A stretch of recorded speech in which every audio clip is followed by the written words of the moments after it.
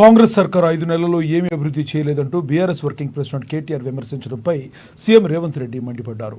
కేటీఆర్ చీర కట్టుకుని వెళ్లి ఆర్టీసీ బస్సు ఎక్కి తిరిగి మేం చేసిన అభివృద్ధి అమలు చేస్తున్న హామీలు కనిపిస్తాయని వ్యాఖ్యానించారు. ఉమ్మడి ఆదిలాబాద్ జిల్లా నిర్మల్లో నిర్వహించిన ఎన్నికల ప్రచార సభలో బీజేపీ బీఆర్ఎస్ ప్రభుత్వాలపై రేవంత్ రెడ్డి ఫైర్ అయ్యారు.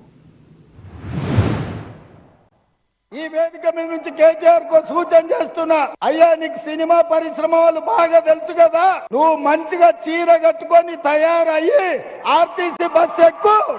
కేటీఆర్ కు సూచన చేస్తున్నా, మంచిగా చీర కట్టుకొని ఆడపిల్లలాగా తయారై ఆర్టీసీ బస్ ఎక్కు. ఒకవేళ నిన్ను టికెట్ అడిగితే 6 గ్యారంటీలు అమలు చేయనట్లే. టికెట్ లేకుండా నువ్వు ఇంద్రవెల్లి గాని, నాగోబా జాతర గాని, భద్రాచలం రాముల వారిని గాని, యాదగిరిగుట్ట లక్ష్మీ నరసింహస్వామిని దర్శించుకోవడానికి ఒక్క పైసా అడగకపోతే మా 6 గ్యారంటీలను అమలు చేసినట్టే. అందుకే మిత్రులారా, ఇవాళ మనం మన రాష్ట్రాన్ని అభివృద్ధి చేసుకుందాం. మనం ఆదిలాబాద్ నుంచి అత్రం సుగుణను ఎంపీగా గెలిపించుకుందాం. ఇన్ని మనం చేస్తుంటే బీజేపీ మనకేమిచ్చిందయ్యా?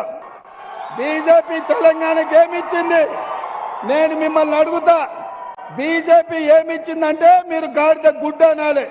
మోడీ ఏం తెచ్చిందంటే గాడిద గుడ్డ అనాలి. రెడీనా? Ready ready. బీజేపీ ఏమిచ్చింది? మోడీ ఏం తెచ్చిండు? బీజేపీ ఏమిచ్చింది? మోడీ ఏం తెచ్చిండు? బీజేపీ ఏమిచ్చింది?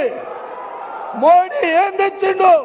మరి నేను అడుగుతున్న ఆదిలాబాద్ బిడ్డల్ని, మనకు గాడిద గుడ్డిచ్చిన బీజేపీకి కర్రు కాల్చి వాత పెడతామా లేదా? సిద్ధమా? బీజేపీకి కర్రు కాల్చి వాత పెడతారు కదా. అత్రం సుగుణకు